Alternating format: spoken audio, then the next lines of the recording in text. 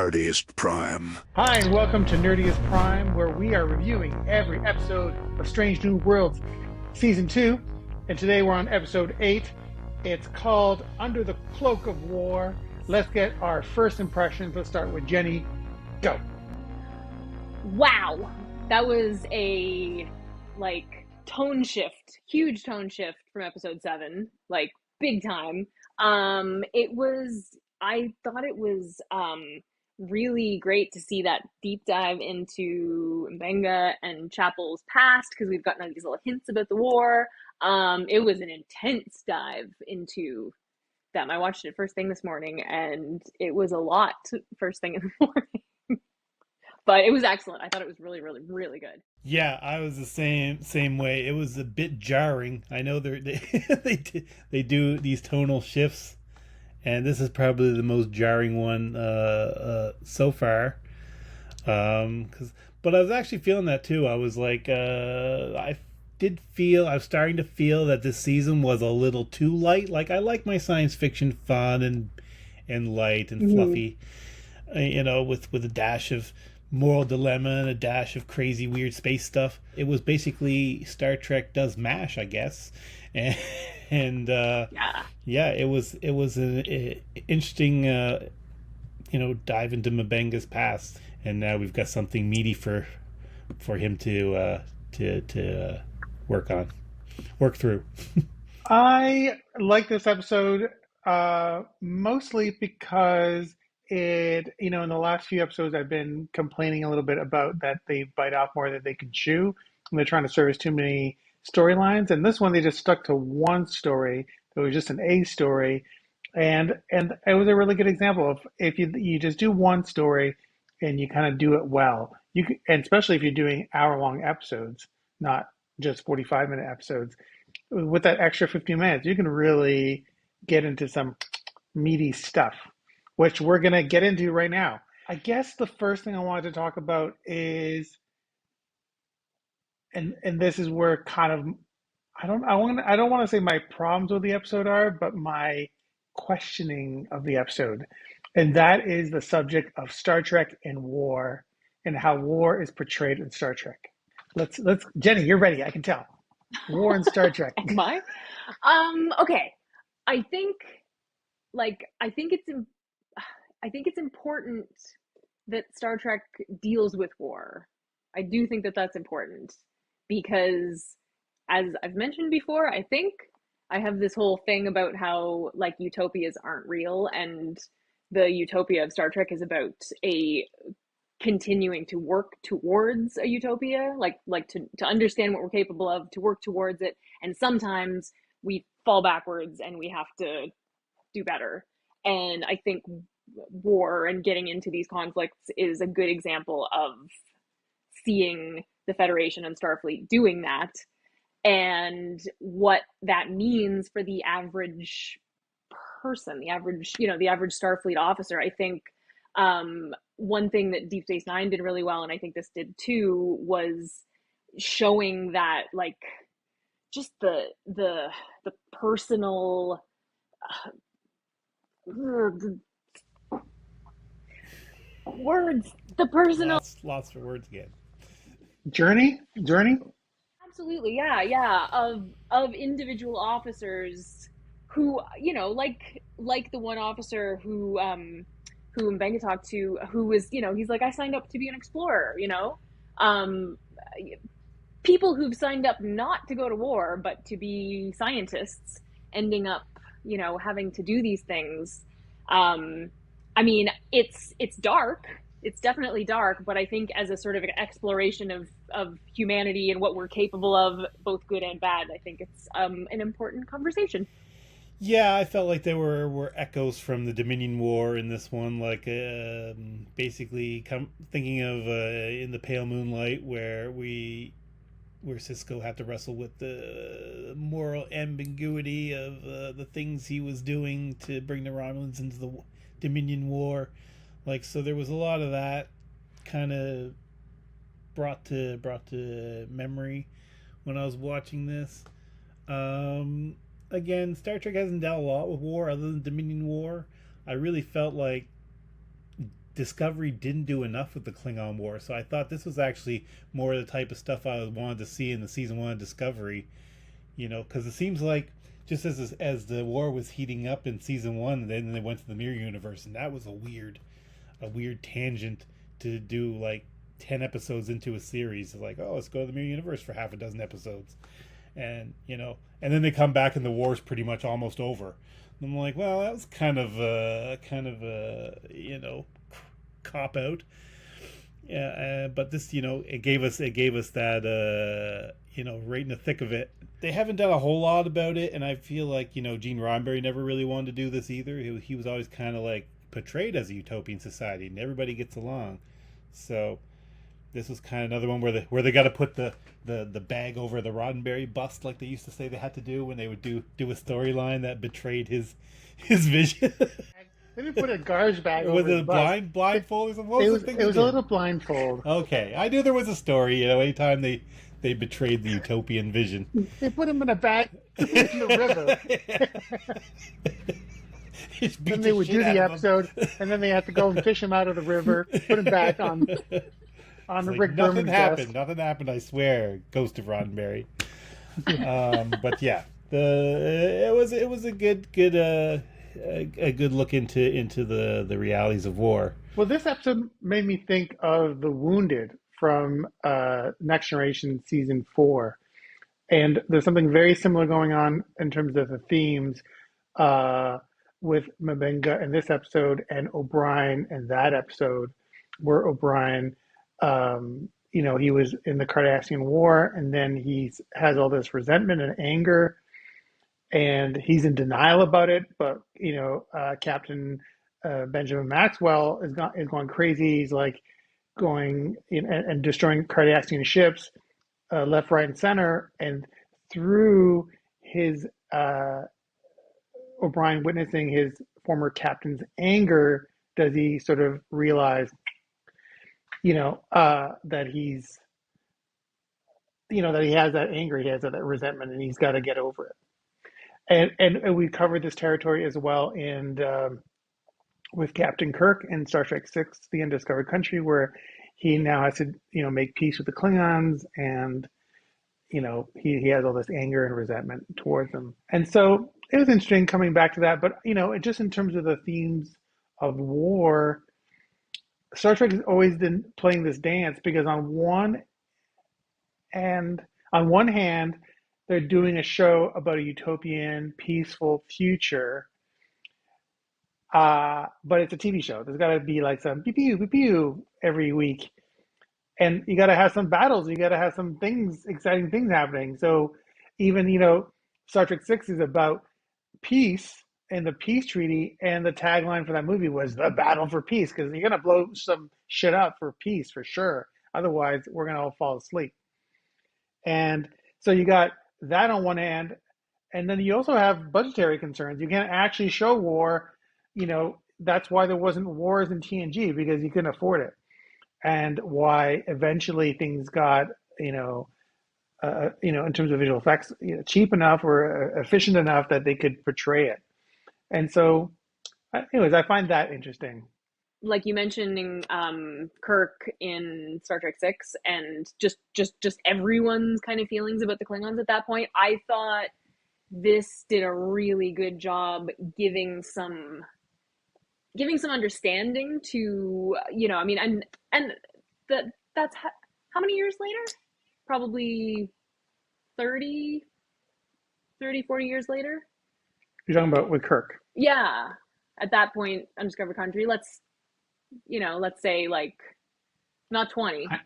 I'm having trouble calculating my start dates, but yeah, something like that. Yeah. So I mean that really makes sense now. Like I mean, not that it didn't, but it just gives us a little more. It just gives us a little more backstory to why everyone had those incredibly strong feelings about the Klingons, in terms of not trusting them, in terms of just not being necessarily willing to want peace, or to want to have a Yeah, relationship. and I think it was only 6 years between Star Trek 3 and Star Trek 6 where the Klingons kill Oh David yeah. Marcus. Hmm. Kirk's son, and this, and when he's trying to escort the Chancellor to a peace treaty, Hmm. so Yeah, just like everybody on the ship, because I mean, Scotty's got stuff to say about the Klingons. Like everybody has a problem with the Klingons, and it's just yeah, really. I just thought that was a nice kind of backstory. I thought it was really because we've heard so much about the Klingon War over the years, and we haven't really had even in Discovery that kind of really raw. Just this is what it was like kind of yeah. I depiction of mean, it. I think I start getting a little uncomfortable with the portrayal of war in the Starfleet at war in Star Trek. Um, and in part, it's because Star Trek is an American production, and Americans culturally have a different relationship to war than Canadians do.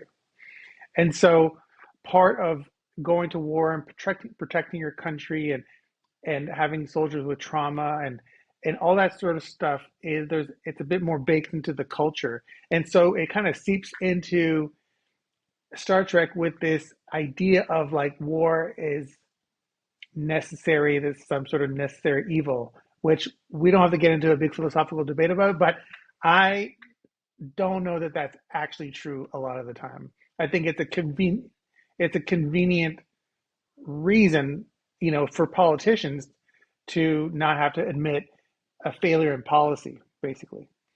And so it's easier for them to say, well, we had no choice, you know? And so when Star Trek is saying, well, we had no choice, we had to fight the Klingons, well, it's easy because Klingons are just like,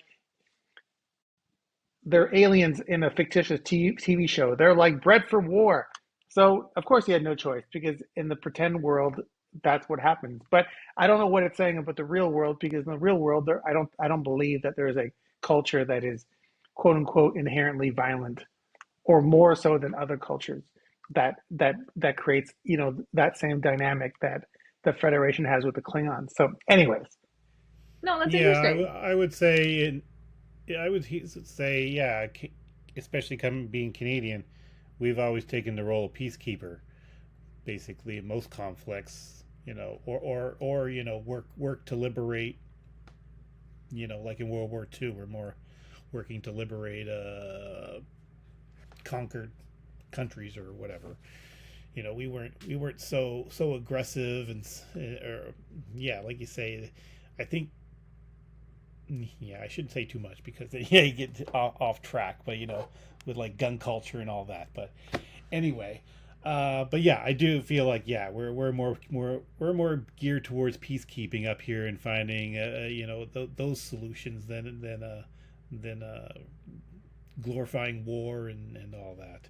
Hmm. No, you were asking what episodes would come to mind, and another ones I thought of too, through the Dominion ones, where Nor Battle to the Strong, where Jake and Bashir are behind enemy lines, came to mind watching this, and the Siege of AR 558 from season 7, which was probably one of the most violent, battles that Star Trek had ever depicted. I mean, Nog lost his leg. I think pretty much every guest, most of the guest characters we met in that episode ended up dying by the end of it. So that was quite a bloody battle. Like those ones I feel like are probably the most related in tone to this one. But yeah, that's all I had to say about that. Yeah, I think in terms of filling in some of the blanks with the Klingon War, I'm I'm less opposed to it because it's part of the history already. Like it's a well established like this happened in the past situation, as opposed to creating a brand new conflict for a new show just to just to make another war. So in that respect, having it in there bugs me less, just because it was there to begin with. But I totally, I yeah, I really appreciate the point you made there, Lucas. That's like, well, and the other thing is this interesting turn with Mabenga as a war vet because this is a season two thing. There was no hint of him being a war vet as far as I remember in season one. He was kind of the little bit happy-go-lucky, doctor with a daughter in the transporter buffer, and that was his big thing. That was his big secret. And then so when that story got resolved, I guess they needed something else to make his character a bit more meaty or give his character something to do. And I thought it's an interesting choice.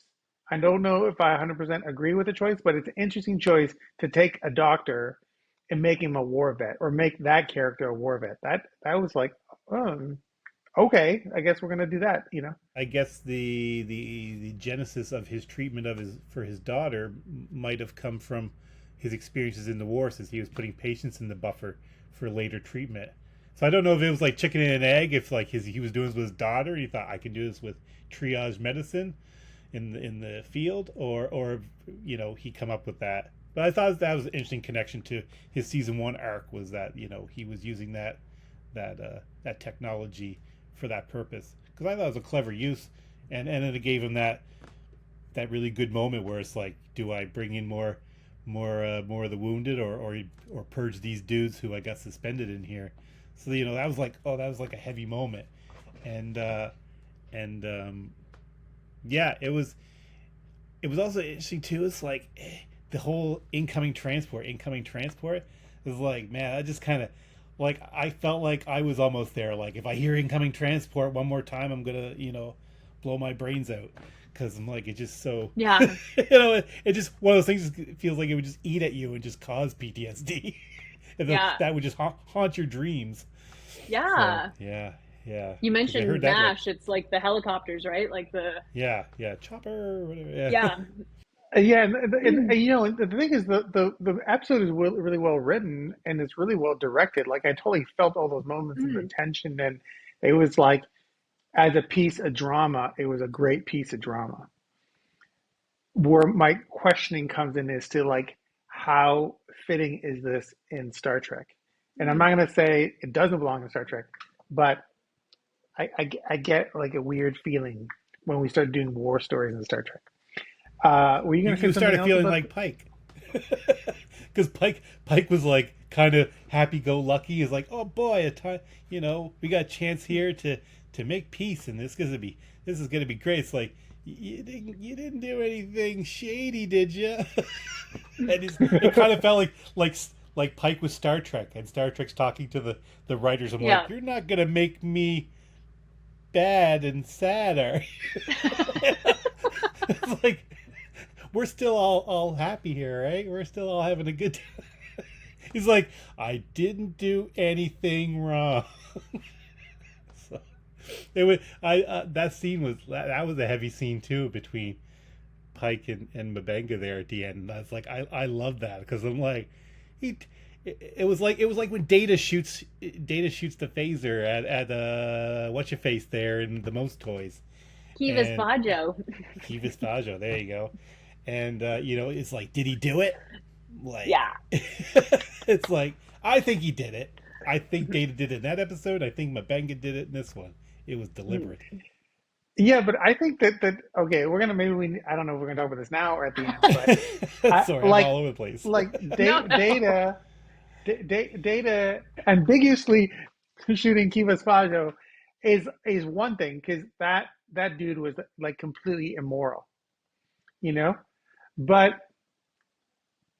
I wasn't really sure that this Klingon ambassador was a necessarily a bad dude per se.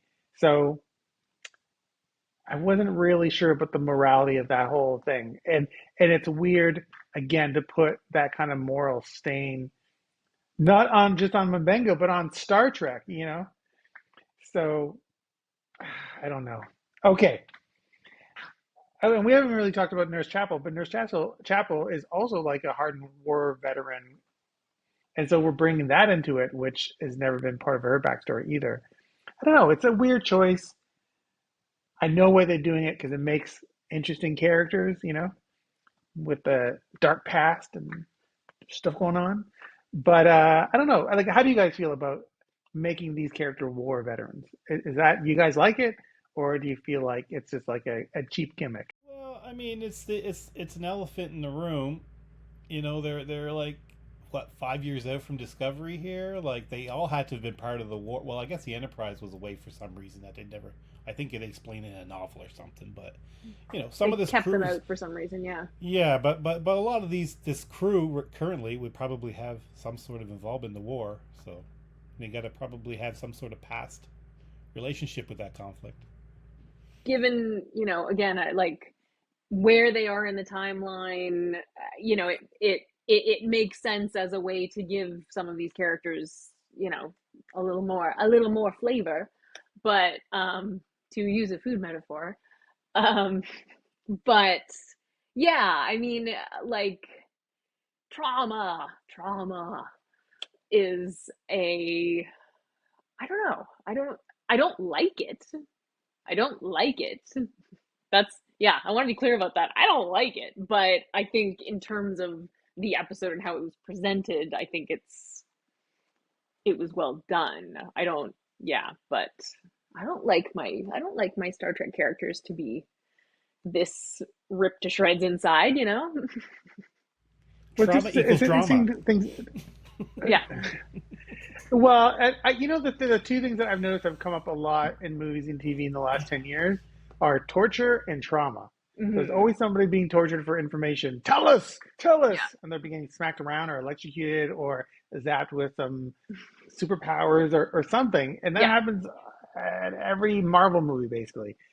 Or there's trauma. There's like something horrible happened in my past. Hmm. And I kind of wonder if it's like a little lazy at this point, Mm. you know, to have like, and we were talking about this last year about everybody on this show has some crazy dramatic past, like Lahan has like her whole family got eaten by the Gorn babies, Yeah. and then you have like her family got killed in the shell accident. You got like Pike, who's like he's like in the future he's going to He's got become a dramatic future. like a Yeah. yeah Yes.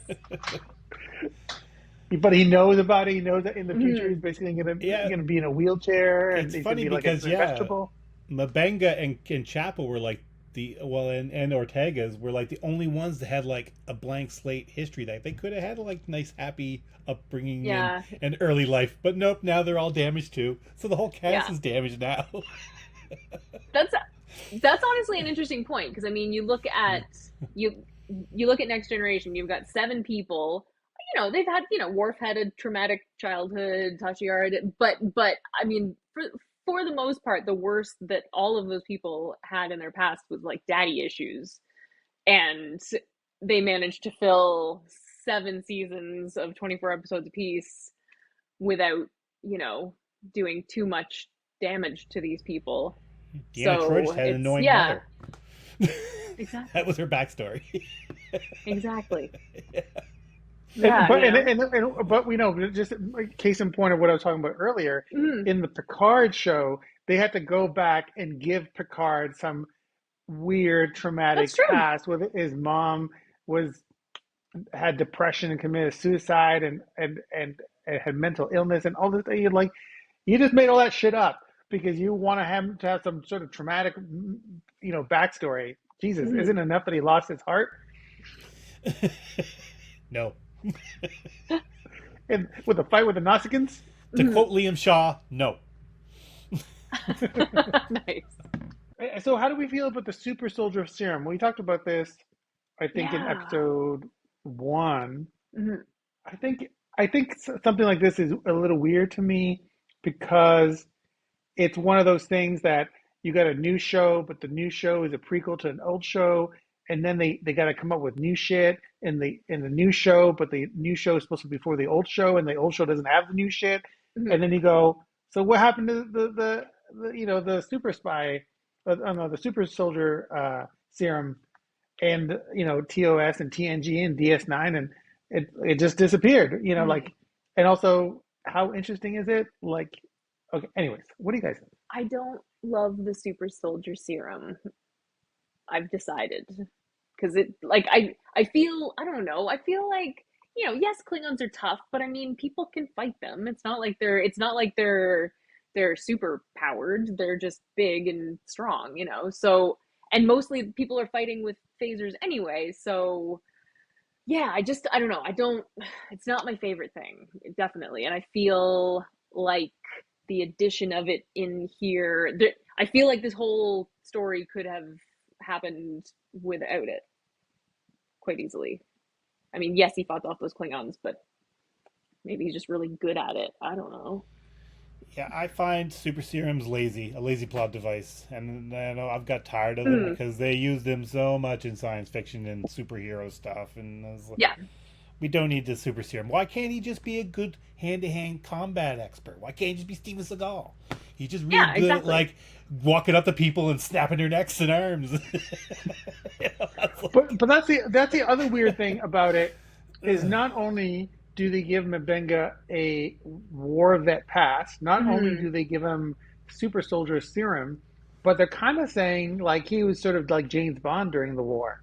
Mm-hmm. Isn't Yeah, that what they're he was like a saying? black ops guy or something. Yeah, Yeah. Yeah, yeah, covert because ops he or was like whatever. he was yeah, because that guy was like, "We need you, But 007, we need you back in the But field." James Bond Yeah. doesn't need super serum either. So why does he? Why they got to bring Well, that that into it? Just have him be really good. I know That's what he Yeah. what. does. Yeah, and then so okay. Since we're talking about this, I don't understand the end of the episode.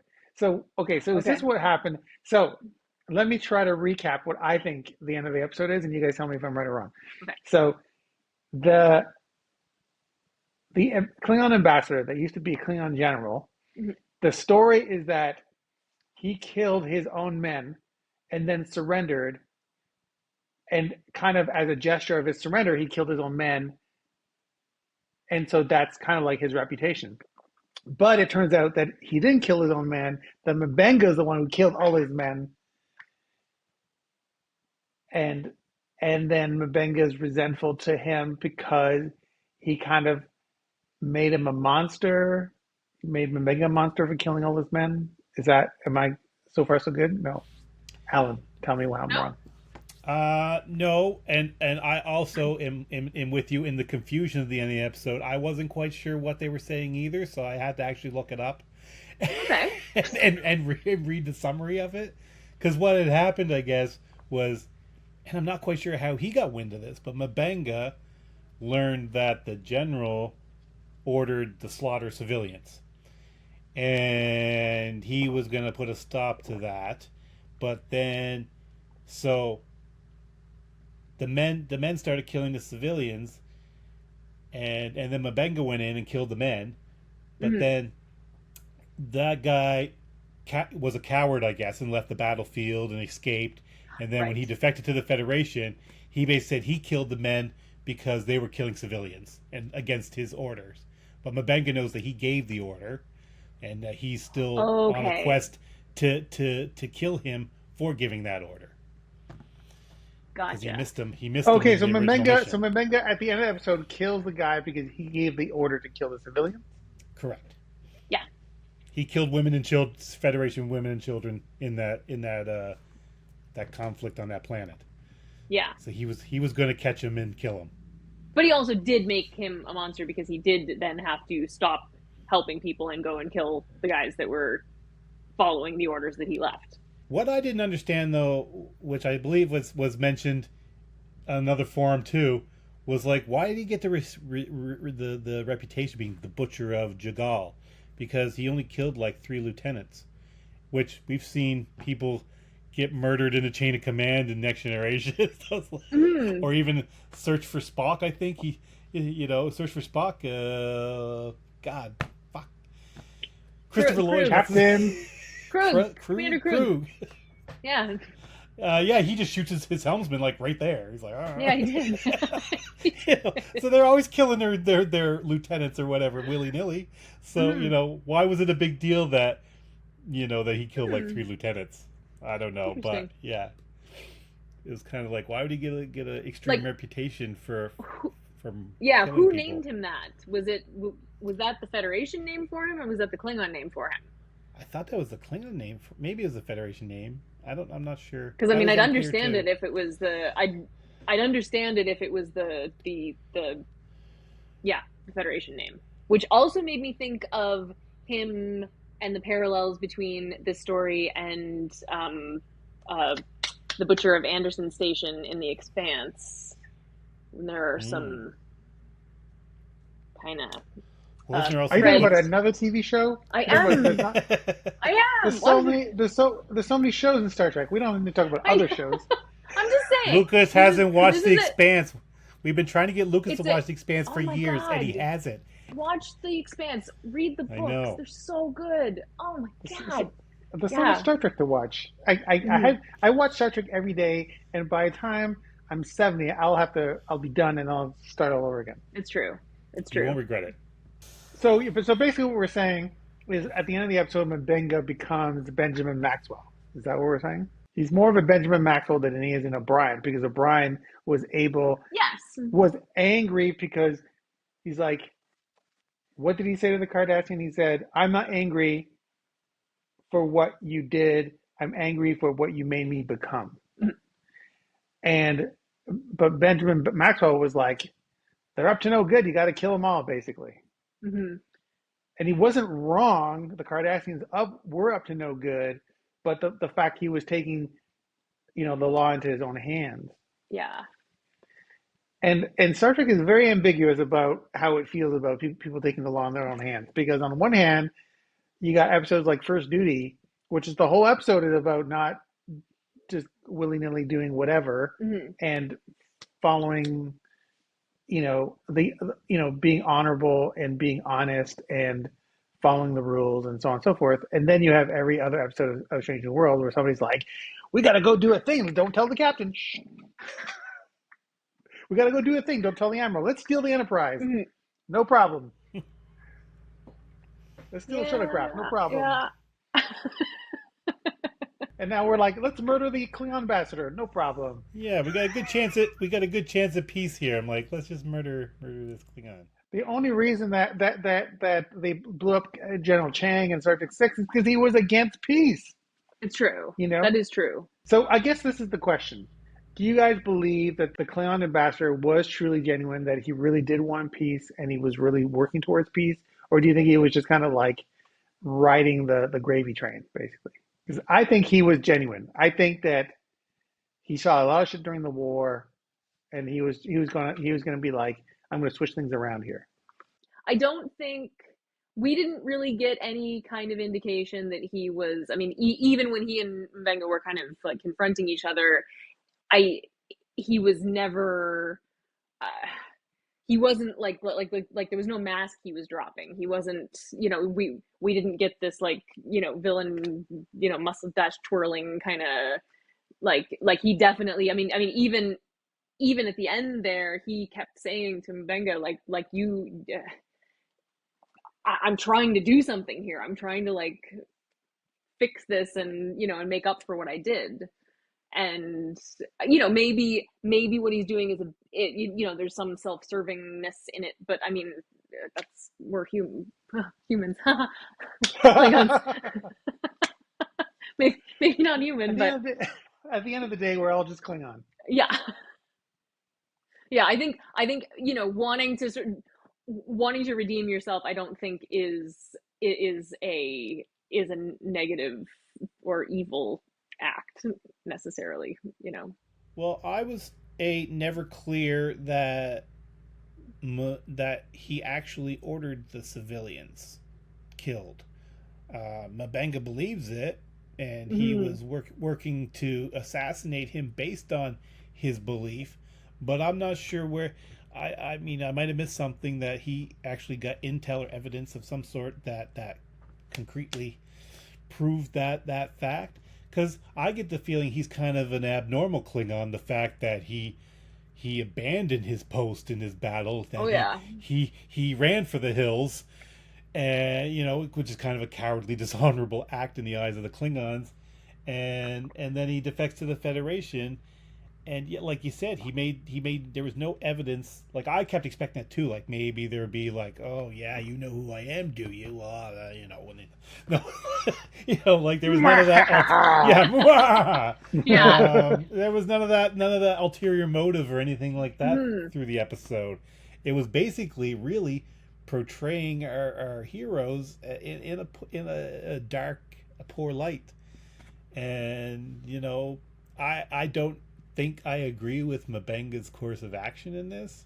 Mm-hmm. I feel like he let his personal feelings about something that happened years ago basically trump the possibility of some long lasting goodwill between the two sides with him on the ship. And so I think, that he kind of betrayed Pike in this, and he kind of lied to his Mm-hmm. face, and it's not a good look for Mabenga going forward. I don't know if there'll be some sort of redemption arc, but it didn't feel Mm-hmm. like it felt like he killed someone who was genuinely looking to change his past mistakes. Yeah. Yeah, and I like Mabenga, and now they're putting this sort of this stain on this character of like, and the thing is, okay, a couple things. They've done this before. They've done this with Worf in Reunion, where he goes, Duras kills Kalar, and he goes go crazy and wants revenge, and interferes in the rite of ascension ceremony and kills Duras. But it makes sense because it's Yeah. Worf, and we're exploring Worf and his culture and the Klingon culture and Yeah. what it is versus human. We would never accept that kind of behavior, from Yeah, same Riker. same thing when he Yeah. refuses to give that Romulan that blood in season 3. Yeah. He, Right. And Crusher so, tries to implore him to save his life, and he says nope. So Mm-hmm. but that's really rich storytelling because it gives it this extra layer Yeah. of this culture, in Starfleet. But Mbenga, it kind of just makes him Mm-hmm. like it doesn't make him look good. And the other example I was going to bring up is Cisco in the Pale Moonlight, and then there was also, I forget what the episode it was called. That was for the cause, or one of those episodes where Mm-hmm. he's after. I was Edit. going to say Duke Ellington, but not. Duke Ellington. Eddington.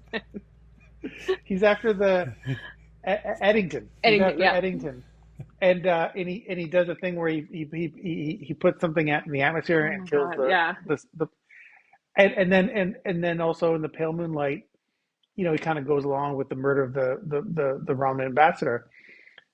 And so, but the caveat is this, I think, for Cisco is two things. One, where especially in when he was in the Pale Moonlight, he did not actively kill the Yeah. the Roman ambassador and the forger guy. Mm-hmm.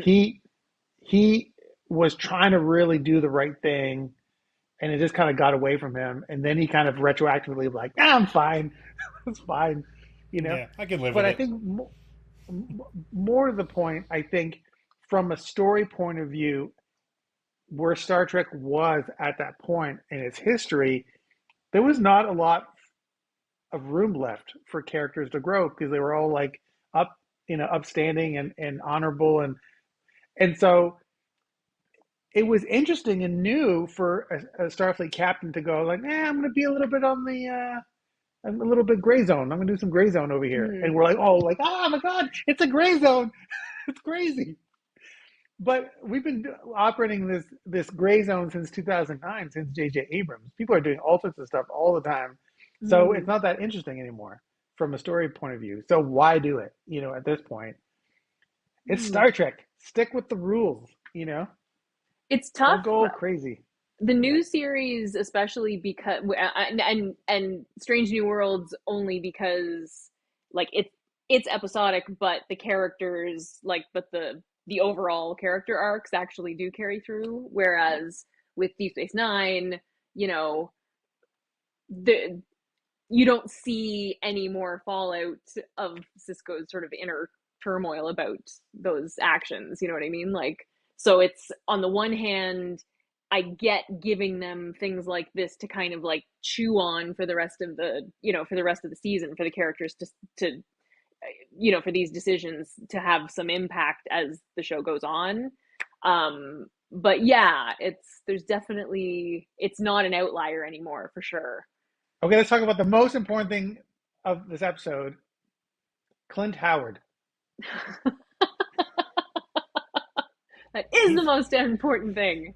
he's like the only I think he's the only like Trek actor who's actually been brought back twice now in like the new Trek series. Like they really don't go back with.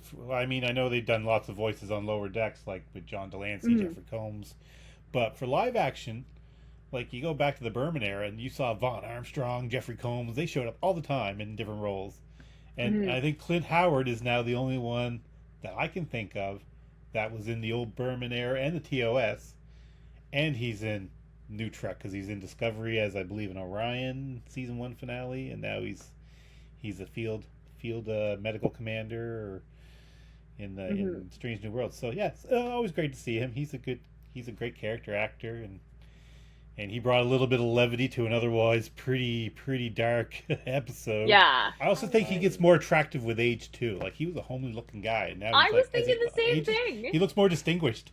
The beard really the Yeah. beard really works on him. So I think we can do our ratings now, unless there's any other Ooh. thoughts. No, Let's I think uh let's go with let's start with Alan. With what are your final thoughts and your rating for this episode? I just look up Clint Howard on my phone. nice. So 5 appearances.